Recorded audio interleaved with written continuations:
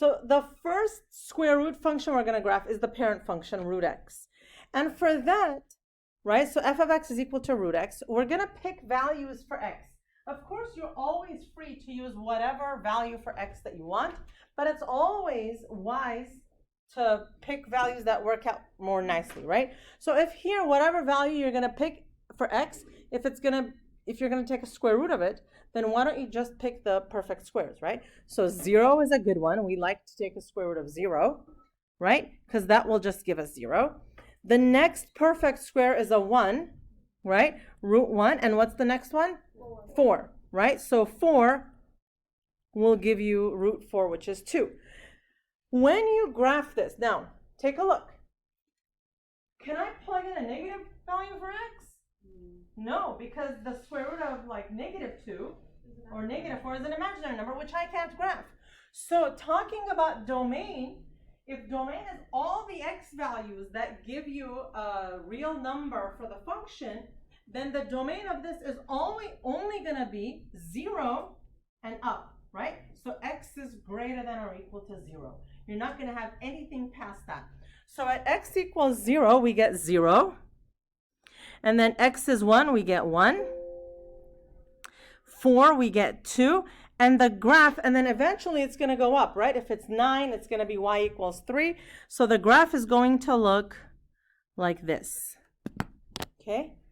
That's how a square root graph looks. It does increase, but not like as quickly as, let's say, a parabola would. Okay? All right.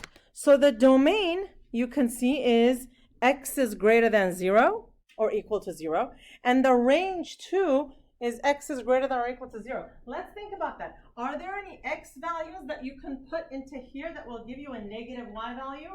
No. No. So the domain and range are both going to be positive only, or 0. Okay. So let's talk about transformations like we did before. Yeah? So it's like half of the sideways parabola? Correct. Right? Okay. So now, if you have a transformation like this, right? If it's the square root of x plus h, remember that's a change that's being applied to the x's. So it's going to move horizontally. And so is this going to move left or right? If it's x plus h, that way, left. Left, h. What if x minus h? Right h. The square root of x plus k, now this is being applied to the y, so it's going to move horizontally. So up k units. And minus k? Down k. Okay, if you have a negative outside, what is that? A reflection around the x-axis. Good. Reflection around the x-axis. Right. And the next one is a reflection around the y-axis. But that would make sense because we would be Oh my God. Huh? we wouldn't be able to Wait, one. I can't hear both of you guys at the same time. One of you. we wouldn't be able to graph that. Oh no, but you can, because so instead of going up, right, you would have a negative in front, right? So for example, if it would be y equals negative root x. So when x is 1, the negative is outside, so it would be negative 1. No. For the y-axis. Oh, for the y-axis, that also would work. I'll tell you why. So this would look like that. But if it's like this, if y is equal to the square root of, if y is equal to the square root of negative x, suppose x is negative 1. You put it in here and it becomes negative, positive 1. So y is 1. Right there. That way. Huh? Yes, correct. Wait, I'm confused though. So if it's 1, if you put 1. For this one, if you put 1, then you get the square root of negative 1. That doesn't work, so that it doesn't exist here. But if x is negative 1, then this will be positive 1. Oh. Yeah. So you'll never have to put in like a Correct. The domain will shift now, so it'll be x is less than or equal to 0. Yeah. Would we ever like need to, is there like an imaginary graph instead of like the first one's y, 2i, 3i? There is, but like later on in math. We don't do that in high school. But one side, like one axis is real numbers, one axis is imaginary numbers. So it'll be like 3 and then 2i. So would it be like 3D? No, it's still 2D. It's just one imaginary, one axis imaginary, one axis real, or other way. Okay. Now, if you have a factor in front and a is greater than 1, this is a vertical stretch. So literally, it'll be like somebody stretched the graph, so it's going to be higher, okay? Stretched. And then if a is between 0 and 1, then it's a vertical compression. Okay, if the factor is inside, it's a horizontal compression and a horizontal stretch. Okay, I'll make a deal with you.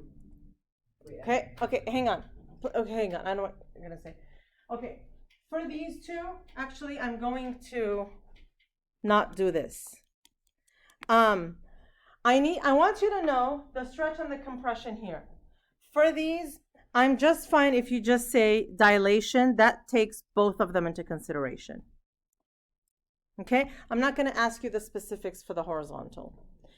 Okay, we got more important things to deal with. Okay, so domain. We already hit on this point where the stuff inside the radical has to be positive always. We can't say the stuff inside the radical, though. There has to be a word for that. And don't you know what? There is a word for that. It's called a radicand. So to find the domain of the square root function, you set the radicand greater than or equal to 0 and solve for x. The radicand is the stuff inside the radical, okay?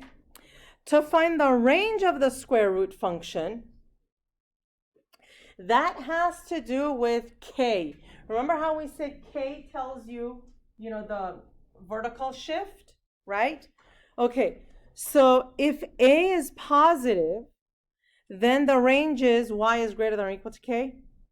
If it's negative, then it's y is less than or equal to k.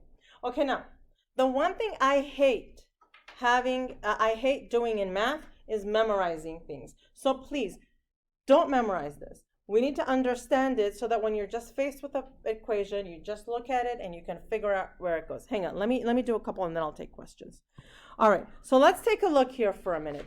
Before I even graph, I want to figure out what the domain is here, okay? Before I even graph. So you take the radicand, that's the x minus 2. We know that anything inside the radical has to be greater than or equal to 0. I'm not memorizing that. I already know, right? Look at this. Look up here for a minute. You know the words. Anything inside the radical has to be greater than or equal to 0. Do you see that? I just write that as an equation. That's it. So now, x is greater than or equal to 2. That's my domain, okay? That means the first point, the first x value that I can even plug in here has to be a 2. We're going to do this. Eventually, I want you to be at a point where you can do this mentally. For this first one, let's write it out. X is 2, and then f of x is going to be the square root of what? 0, which is 0. I'm sorry, yeah, 0, okay? Now, next, I want to pick another value for x, okay? Take a look. If I pick, I did that wrong. Sorry. Here, I meant to do it here. Okay, the next number is 3, right?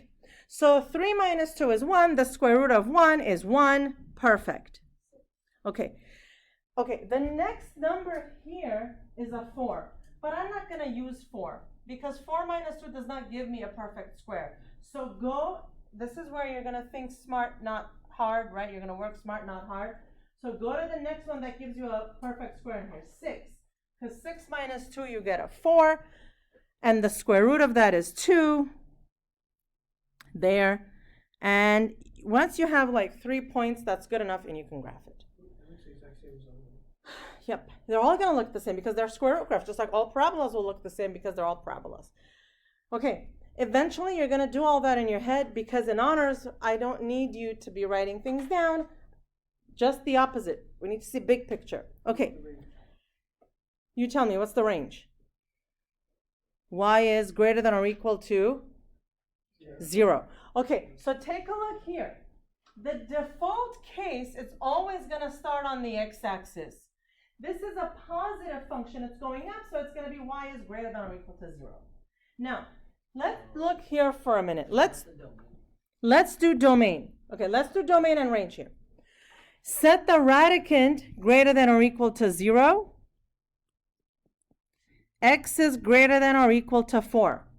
Okay, now for the range, take a look at this number. You see how there is a plus 3? This means everything has moved up 3. So 3 is the starting point.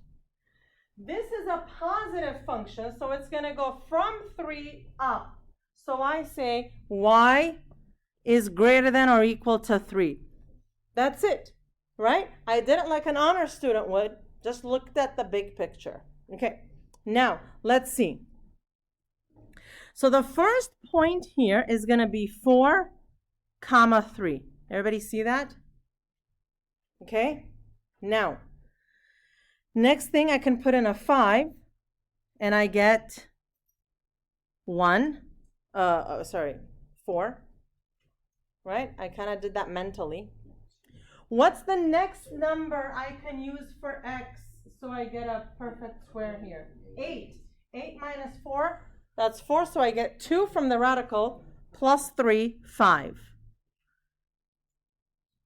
8 and 5, hang on. Oh, wait, what, huh? Oh, yeah, but I'm not going to go, that's too much. Because then, okay, yeah.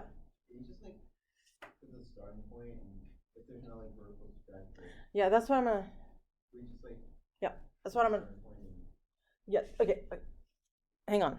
You're rushing me. Hang on. Okay, so, oh, wait. I forgot to put the domain and range where they belong. X is greater than or equal to 4. Y is greater than or equal to 3. Okay, so here is another thing I want to tell you, right? Remember how with the parabolas we said, however, from the starting point, however much you go over, you go up that much squared. Remember that? Now, we're going to do the same idea, but this time it's a root. So, from the starting point, if I go over 1, I go up the square root of 1, 1. From here, if I go over 4, 1, 2, 3, 4, I go up the square root of 4, 2. Okay? That's really how I would do it. Okay? Do you see how there's more than one way? Right? There's always more than one way. Huh? Yeah, it's always going to go like 1, up 1, 4, 2. Don't go past 4. Like, don't go between 1 and 4. Right? Because if you go over 2, then you have to go up the square root of 2, which we're not going to do that. Who hasn't put their phone up there? Okay, it's fine. Okay, what else? Yep. Like, I know this isn't a function, it doesn't act like the vertical line test, but do you have like a sideways parabola? Not a function. We're not going to talk about that right now. When you're doing like, But you can, yes. when you're doing what you said, you always start from the starting point. Yep. You wanna do that? From the, yep. Okay, let's do this one. Okay, what's the domain? X is greater than or equal to 5. What's the range? Y is greater than or equal to 0, right? Because there is not another number there. It's like plus 0, so it's going to be greater than or equal to 0. Okay, so the first point we're going to put is here, 5, 0. Now, okay, I'm just going to do a table for this one. If I put in 6, right, this is going to be 3 times root 1, which is 3. So up here, 3. What's another number I can put? 9. Then it's going to be 3 times root 4, 6. So that's how, do you see how it's a vertical stretch? Somebody physically stretched this one. So how can we do it with the other method? From the first point, if I go over 1, I should go up root 1, which is 1. But there is a 3 in front, so I multiply by 3. I go up 3. Okay? Now look, if you go over 4, how much should you have gone up? 2 times 3, you go up 6. Question. On the table or the other method? Oh, so I chose 6 because the first number was 5, right? Oh, how do I get 6 here? Oh, there are so many 6s. Okay, so where were we? What did I choose? 9. And then when I put 9 here, I get 4. Root 4 is 2 times 3 is 6. Okay. Oh, now we have a -1. Okay. So, what's the domain? X is greater than or equal to -4. Okay. Yep.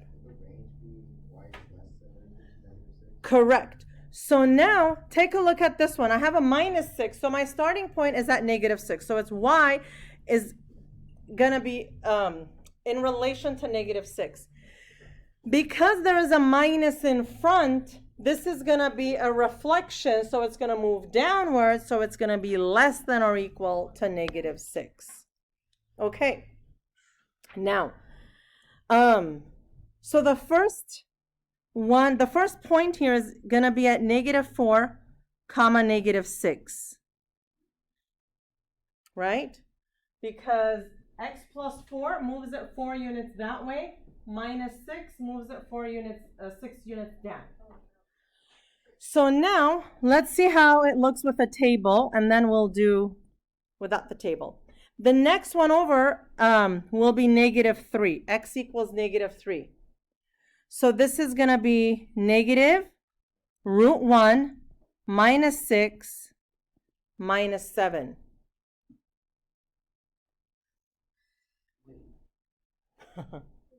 Okay, from here I go to -3. Yeah.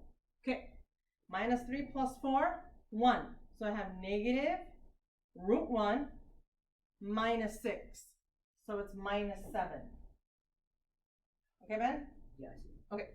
Why would you choose it? So I start from here, right? And now I'm going to go this way. Because remember, what's the domain? X is greater than or equal to -4. So it's from -4 and up. So would you do negative? Next, you would do, I go 4 over. No, I go 4 over. Because if you put -2, you're going to get a 2 in the root. But you want like So you do Okay. 2 over that. 4. What if you plug in? So you go 0. You put 0.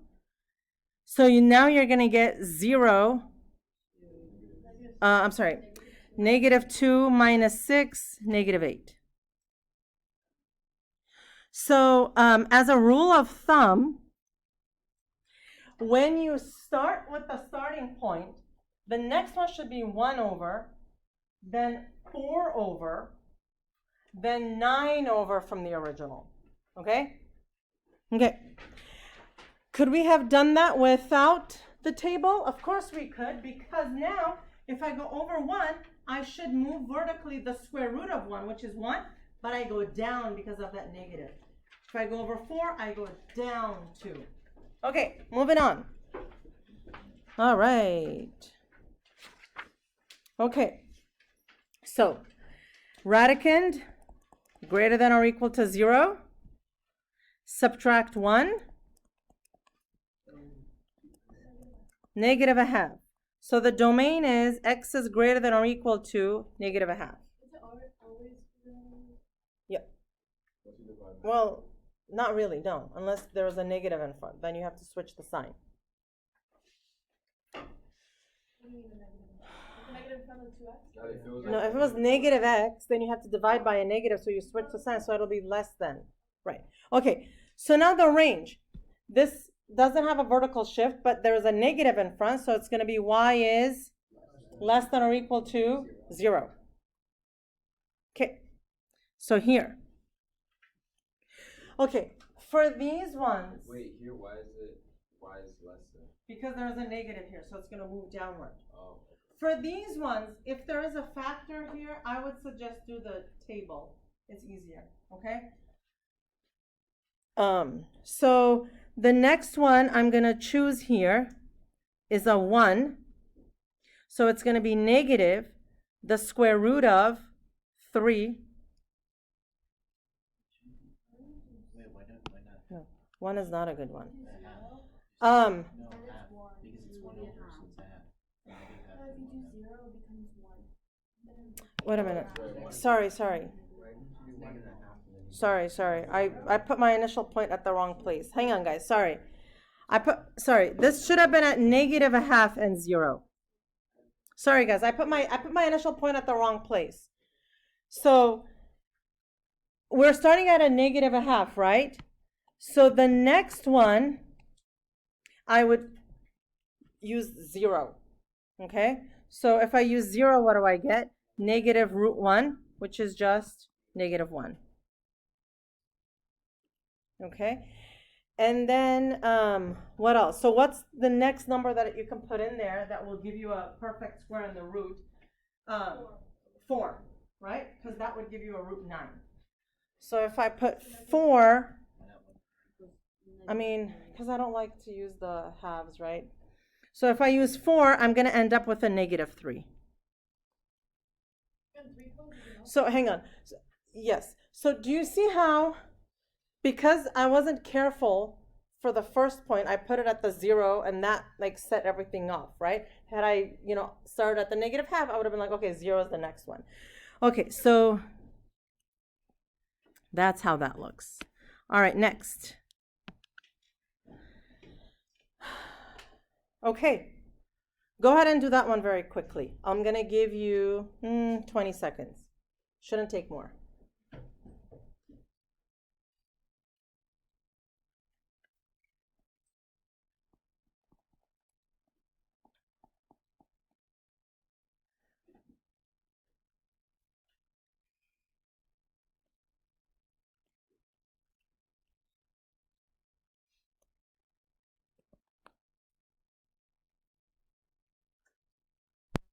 So,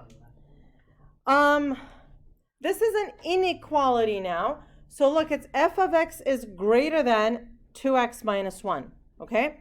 So let's take 2x minus 1 greater than 0. What's going to be that first point? Positive 1/2, right? Yes? Yes. Okay, so x is going to be about 1/2, and there is no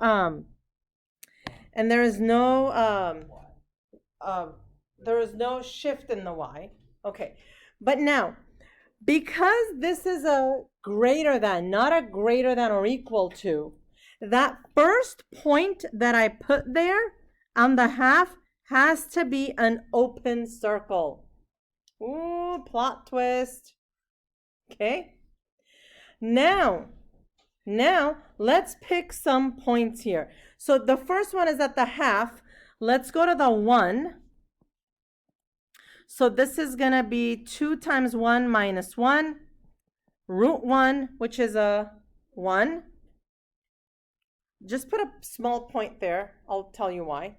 And then the next one I'm just going to tell you it's going to be a 5. 2 times 5 is 10. Minus 1 is 9 in the root, so that'll be root 9, which is 3. So 5 will get us a 3. Here, put a small dot. The reason why I'm doing such small, minuscule dots is now I kind of know how my square root graph is going to look, yes? But because it's greater than, not greater than or equal to, the graph is going to be a dotted line. Not only that, okay?